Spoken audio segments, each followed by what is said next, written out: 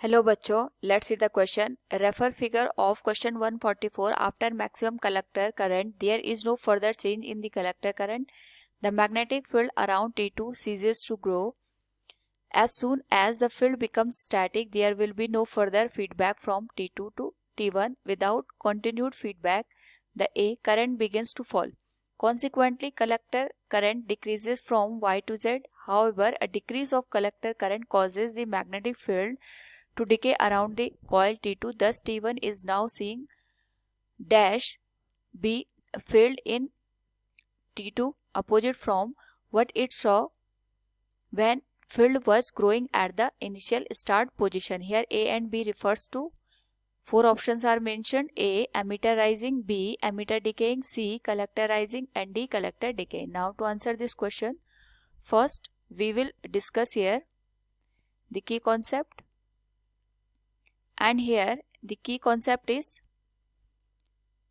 transistor as an oscillator.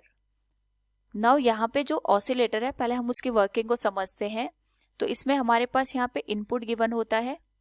इस input के through यहाँ पे हम एम्पलीफायर या कोई सर्किट को प्रोसेस करते हैं और इस सर्किट के थ्रू यहाँ पे हमें कुछ ना कुछ आउटपुट मिलता है. सपोज हमने कोई एम्पलीफायर लगाया है, कुछ हमने यहाँ पे सर्किट का यूज किया, उसके थ्रू यहाँ से हमने इनपुट दिया और प्रोसेसिंग होने के बाद हमें यहाँ पे आउटपुट मिलता है.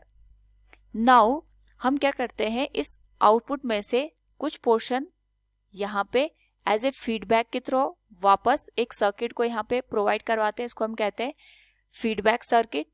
और इस फीडबैक सर्किट के थ्रू ये जो आउटपुट से हमने कुछ सिग्नल को वापस गेन किया है, इसको हम यहाँ पे इनपुट को फीड करा देते हैं, जिसकी वजह से हमारे पास आउटपुट है, इसका कुछ पोर्शन अगेन यहाँ पे इनपुट को मिल जाता है.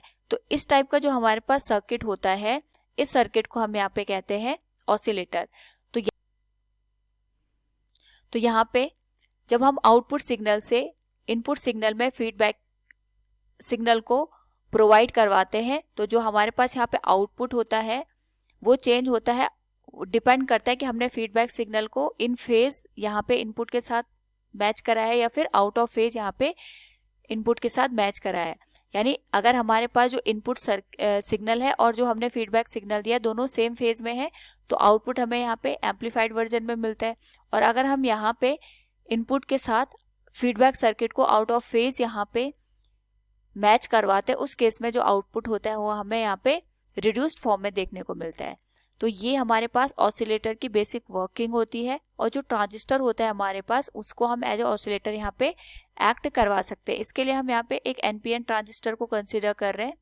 इसका कनेक्शन हमने यहाँ पे बैटरी के साथ दिया है और साथ में यहाँ पे स्विच का यूज किया है, जिसको हम यहाँ पे ऐसे इंडिकेट करेंगे. यहाँ पे हमारे पास एक कॉइल लगी है, इसको हम यहाँ पे T2 कॉइल नाम दे देते हैं और ये T1 कॉइल है. और यहाँ पे हमें आउटपुट देखने को मिलता है. तो जब हम यहाँ पे T2 को आउटपुट सर्किट के साथ यहाँ पे कनेक्ट कराते हैं थ्रू अ कॉइल, तो साथ में हम यहाँ पे T2 का जो फीडबैक सर्किट है वो T1 के थ्रू अगेन यहाँ पे जो ट्रांजिस्टर हमने यूज किया है उसके साथ यहाँ पे बना देते हैं. यानी T2 और T1 यहाँ पे हमारे पास आपस में कनेक्ट होंगे बाय द म्यूचुअल इंडक्टेंस, क्योंकि दोनों हमने यहाँ पे कॉइल यूज की है. और ये जो T1 हमारे पास यहाँ पे एज ए फीडबैक यहाँ पे सर्किट का काम करता है, ये अगेन यहाँ पे जो सिग्नल है इसको वापस ट्रांजिस्टर को भेज देता है. तो इस केस में सबसे पहले जैसे हम यहाँ पे स्विच को ऑन करते हैं, ये हमने स्विच को ऑन किया, उस केस में जो हमारे पास IC है इसकी वैल्यू ग्रेजुअली यहाँ पे इंक्रीज करती है. IC करंट हमारे पास यहाँ पे फ्लो होगी इन दी ट्रांजिस्टर. और जब जैसे हमारे पास यहाँ पे कलेक्टर सर्किट में करंट फ्लो होगी, उस पर्टिकुलर केस में हमारे पास यहाँ पे जो इंडक्टर है इसमें मैग्नेटिक फील्ड जनरेट होगा. लेकिन जो मैग्नेटिक फील्ड है ये हमारे पास ग्रेजुअली यहाँ पे इंक्रीज होता है. धीरे धीरे जैसे हमारे पास यहाँ पे मैग्नेटिक फील्ड की वैल्यू इंक्रीज होगी, इसका यहाँ पे म्यूचुअल इंडक्टेंस हमने T1 के साथ ले रखा है, तो T1 के थ्रू भी हमारे पास यहाँ पे जो मैग्नेटिक फील्ड है वो इंक्रीज होगा. और जब हमारे पास यहाँ पे जो मैग्नेटिक फील्ड है T1 के थ्रू ये इंक्रीज होगा, तो इसका फीडबैक हमारे पास यहाँ पे NPN ट्रांजिस्टर को जा रहा है। तो मैग्नेटिक फील्ड के इंक्रीज होने की वजह से हमारे पास सर्किट में जो IE करंट है वो ग्रेजुअली यहाँ पे इंक्रीज होगी। तो अगर हम इसको यहाँ पे ग्राफ के थ्रू समझे तो यहाँ पे हमने बना लिया IC करंट और इसके रिस्पेक्ट में हमें यहाँ पे ग्राफ मिलेगा दैट इज IE करंट। तो जैसे जैसे IC की वैल्यू इंक्रीज होती है, यानी हम यहाँ पे IC को स्विच ऑन करने के बाद यहाँ पे इंक्रीज करते, इसके रिस्पेक्ट में IE की वैल्यू भी इंक्रीज होती है। लेकिन ये तभी तक होता है जब तक T2 के अक्रॉस हमारे पास जो मैग्नेटिक फील्ड होता है ये बिल्डअप होता रहता है। एक पर्टिकुलर टाइम के बाद जो हमारे पास T2 कॉइल होती है ये सैचुरेटेड हो जाती है। सैचुरेटेड होने का मतलब ये हो गया कि इसके अक्रॉस जो मैग्नेटिक फील्ड होता है ये स्टैटिक कंडीशन में पहुंच जाता है। और इसके बाद अगर हम फर्दर यहाँ पे IC की वैल्यू को चेंज भी करें तो जो मैग्नेटिक फील्ड होता है ये हमारे पास चेंज नहीं होता है। तो इसके करस्पॉन्डिंग जो मैग्नेटिक फील्ड यहाँ पे सैचुरेशन की कंडीशन में पहुंच गया, तो जो हमारे पास T1 है इसके अक्रॉस भी जो मैग्नेटिक फील्ड है वो स्टैटिक कंडीशन में पहुंच जाता है। और जब हम यहाँ पे IC की वैल्यू को डिक्रीज करना स्टार्ट करते हैं नेक्स्ट केस में, क्योंकि फर्दर यहाँ पे हमें कोई भी इंक्रीमेंट मैग्नेटिक फील्ड के थ्रू IE में देखने को नहीं मिलता है, तो जैसे जैसे हम यहाँ पे IC की वैल्यू को डिक्रीज करते हैं, IC की वैल्यू को डिक्रीज करने की वजह से जो T2 में मैग्नेटिक फील्ड होता है ये भी हमारे पास यहाँ पे डिक्रीज करना स्टार्ट कर देता है ग्रेजुअली।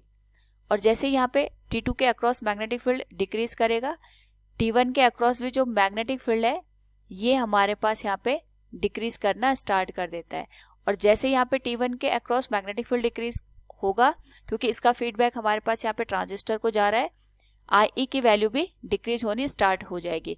तो जैसे जैसे हम IC को कम करेंगे IE की वैल्यू भी कम हो जाएगी। और यहाँ पे जब IC की वैल्यू 0 पे पहुंच जाएगी उस पर्टिकुलर केस के लिए IE की वैल्यू भी 0 हो जाएगी। और जब ऐसी कंडीशन होती है तो जो हमारा ट्रांजिस्टर होता है ये कट ऑफ रीजन में चला जाता है। So we can say here from the given question, जो हमें यहाँ पे पर्टिकुलर केस में A और B की वैल्यू पूछी है, without continued feedback the A current begins to fall. यानी अगर हम यहाँ पे कंटिन्यू करंट नहीं देंगे तो जो हमारे पास कलेक्टर करंट होती है ये फॉल करना स्टार्ट कर देती है। एंड दस T1 is now seeing a decaying magnetic field in T2। जब हम यहाँ पे IC की वैल्यू को डिक्रीज करते हैं उस केस में जो मैग्नेटिक फील्ड T2 में होता है वो भी डिके करना स्टार्ट कर देता है। So from the given option we can say A refers to collector and B is referring to the decaying. So option D will be the correct answer. Hope all you understood it. Thank you and best of luck.